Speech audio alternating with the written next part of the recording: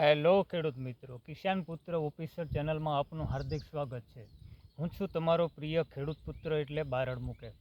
તો ખેડૂત ભાઈઓ, આજે જે આપણે વાત કરવાના છે કે ચોમાસું ડુંગળીનું ખેડૂત ભાઈઓ વાવેતર કરતા હોય તો તેના માટે થઈ અને કઈ જાત પસંદ કરવી જોઈએ, જેથી કરીને આપણે ચોમાસાની અંદર ઉત્પાદન પણ સારું મેળવી શકીએ અને ચોમાસામાં વરસાદની સામે તે ટકાવી રહી શકે.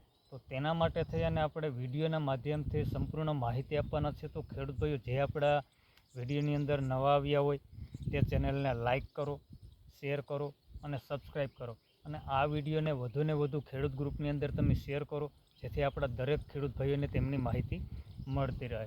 તો ખેડૂત ભાઈઓ, જે પ્રમાણે આપણે આગળના વિડીયોની અંદર કે ભાઈ ચોમાસું ડુંગળીનું વાવેતર કરતા હોય તો તેના માટે થઈ અને આપણે પાયામાં કયા કયા ખાતરનો ઉપયોગ કરવો જોઈએ તેનો આપણે આગળનો વિડીયોની અંદર આપણે માહિતી આપી ચૂક્યા છે. તો અત્યારે જે આપણે માહિતી આપવાના છે કે કઈ જાતની પસંદ કરવી જોઈએ અને તેમની સાથે આપણે કઈ દવાનો પોટ આપવાથી આપણા બિયારણની અંદર જર્મિનેશન પણ સારું આવે છે અને તાત્કાલિક ઉગાવો થાય છે. તો તેના માટે થઈને આજે આપણે સંપૂર્ણ માહિતી આપવાના છે. તો ખેડૂત ભાઈઓ, વિડીયોને છેક સુધી જોતા રહેજો અને વિડીયો સારો લાગ્યો હોય તો કોમેન્ટ બોક્સની અંદર જરૂરથી તમારો અભિપ્રાય લખતા રહેજો અને વિડીયોને શેર કરતા રહેજો. ખેડૂત ભાઈઓ, જે આજે આપણે માહિતી આપવાના છે કે ચોમાસું ડુંગળીનું ખેડૂત ભાઈઓ વાવેતર કરતા હોય તો કઈ જાતની પસંદ કરવી જોઈએ. તો તેના માટે થઈ અને ખેડૂત ભાઈ આપણે 3-4 પ્રોડક્ટના નામ લેશું કે જે પ્રચલિત છે અને તે ઘણા ખેડૂત ભાઈઓ તેને વર્ષોથી વાવે છે. તો તેની આપણે માહિતી આપવાના છે અને મેં કઈ ડુંગળીનું વાવેતર કર્યું છું તે પણ હું તમને વિડીયોના માધ્યમથી માહિતી આપવાનો છું. તો ખેડૂત ભાઈઓ, જે આપણે ચોમાસું ડુંગળીનું વાવેતર કરતા હોય તો તેના માટે થઈ અને આપણે બિયારણ સિલેક્શનની વાત કરીએ તો જે પંચગંગાનું સરદાર આવે છે તે પણ ટોપ વેરાયટી આવે છે. ત્યાર પછી બીજી વેરાયટીની આપણે વાત કરીએ તો જે પંચગંગાનું સુપર આવે છે તે પણ બહુ સારી વેરાયટી આવે છે અને ચોમાસામાં તેને રિઝલ્ટ પણ બહુ સારા છે. ત્યાર પછીની વાત કરીએ તો ચોમાસામાં વાવેતર કરી શકાય એવું એલોરાનું ચાઇના છે, તે પણ સારી વેરાયટી આવે છે. ત્યાર પછીની વાત કરીએ તો પંચગંગાનું બાદશાહ આવે છે, તે પણ ચોમાસાની અંદર આપણે તે પણ સિલેક્શન કરી શકીએ છીએ. તેમના પણ રિઝલ્ટ બહુ સારા છે અને તે ઉગાવોથી માંડી અને ઉત્પાદન બધી રીતે સારું આપે છે. તો તે પણ તમે સિલેક્શન કરી શકો છો. ત્યાર પછી આપણે વાત કરીએ તો ઘણા ખેડૂત ભાઈઓ જે ડુંગળીનો પાક કરતા હોય અને ડુંગળી પકવતા હોય તો તેમની પાસેથી તમારા કોઈ પણ વિશ્વાસુ ખેડૂત ભાઈઓ હોય અને તેમનું બિયારણ તે લોકો પકવતા હોય તો તેમની પાસેથી લઈને પણ તમે તેના વાવેતર કરી શકો છો. જેને આપણે ઘાવરિયું બી તરીકે ઓળખતા હોય છે, તો તેનું પણ તમે સિલેક્શન કરી શકો છો.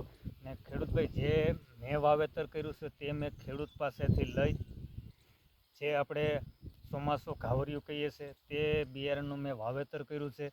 હું તમને નેક્સ્ટ વિડીયોની અંદર એ પણ બતાવી કે તેમ મેં કેટલું વાવેતર કર્યું હતું, તે પણ મારે ઉગી ગયું છે, ઉગતું આવે છે. તો તે પણ હું નેક્સ્ટ વિડીયોની અંદર તમને સંપૂર્ણ તેમની માહિતી આપી અને આપણે ડુંગળીનું ઉત્પાદન કઈ રીતે વધારી લઈ શકીએ તેના માટે થઈ અને આપણા ચેનલની અંદર નવા આવ્યા હોય તો ચેનલને લાઇક, શેર અને સબસ્ક્રાઈબ કરવાનું ભૂલશો નહીં. આપણે A to Z આપણે ડુંગળીના સ્ટેપ બાય સ્ટેપ આપણે વિડીયો અપલોડ કરતા રહીશું. તો ખેડૂત ભાઈઓ, તે પણ તમે ચેનલને સબસ્ક્રાઈબ અને બેલ આઇકન ઘંટડીને ક્લિક કરજો, જેથી આપણા અવનવા વિડીયો તમારા સુધી પહોંચતા રહે. અને ખેડૂત ભાઈઓ, બીજી મહત્ત્વની વાત એ કે જે આપણે ડુંગળીનું વાવેતર કરતા હોય તો તેના માટે થઈ અને આપણે બિયારણને કઈ દવાથી પોટ આપવાથી આપણે તેમનું પરિણામ સારું મળે છે. તો તેમની વાત કરીએ તો આપણે જે BSFનું જે 60 આવે છે કે જે ફંગીસાઇડમાં તો તે કામ કરે જ છે, સાથોસાથ તે જર્મિનેશન અંદર પણ બહુ સારું કામ આપે છે. તો તે 61નો આપણે જરૂરથી ઉપયોગ કરવો જોઈએ. અને તેમની પ્રમાણની વાત કરું તો 1 કિલાની અંદર 1.5 થી 2 ml તમે એનો ઉપયોગ કરી શકો છો. તે મૂળની અંદર ફૂગનાશકમાં તો કામ કરે છે, સાથે સાથે જર્મિનેશનની અંદર પણ કામ કરે છે. અથવા તો તમે ધાનુકાનો વિટાવેક્સનો પણ ઉપયોગ કરી શકો છો, તે પણ બહુ સારું આવે છે. અને જે આપણે ડુંગળીની વાત કરીએ તો ઘણા ખેડૂત ભાઈઓ એવું પૂછતા હોય છે કે ભાઈ વીઘે કેટલું બિયારણ વાવવું જોઈએ. તો ખેડૂત ભાઈ, જે આપણે શિયાળું વાવતા હોય તો તેના કરતાં આપણે ચોમાસાની અંદર 100-150 ગ્રામ વધારે વાવવું જોઈએ, કારણ કે જે તમે વાવેતર કરતા હોય ત્યારે વરસાદી વાતાવરણ વધારે હોય તો તેને હિસાબે અમુક ટકા બિયારણ નીકળી પણ ન શકે, તો તમારે ચોમાસાની અંદર 1100 થી 1200 ગ્રામ તમારે વાવવું જોઈએ. તો ખેડૂત ભાઈઓ, તમને વિડીયો કેવો લાગ્યો છે તે તમે કોમેન્ટ બોક્સની અંદર જરૂરથી જણાવજો. અને આપણે નેક્સ્ટ વિડીયોની અંદર આપણે જે નિંદામણ નાશક માટે કઈ દવાનો ઉપયોગ કરવો જોઈએ, ક્યારે ઉપયોગ કરવો જોઈએ, તેની આપણે સંપૂર્ણ માહિતી આપતા રહીશું. અને ડુંગળીમાં આપણે વધારેમાં વધારે ઉત્પાદન કઈ રીતે લઈ શકીએ તે પણ આપણે સ્ટેપ બાય સ્ટેપ આપણે ડુંગળીના માહિતી આપતા રહીશું. તો ખેડૂત ભાઈઓ, જે આપણી ચેનલની અંદર નવા આવ્યા હોય તે ચેનલને લાઇક કરજો, શેર કરજો અને સબસ્ક્રાઈબ કરજો, અને બેલ આઇકન ઘંટડીને ક્લિક કરજો, જેથી આપણો અવનવા વિડીયો આપણા સુધી પહોંચતા રહે. તો જ્યાં સુધી, જય હિન્દ, જય કિસાન.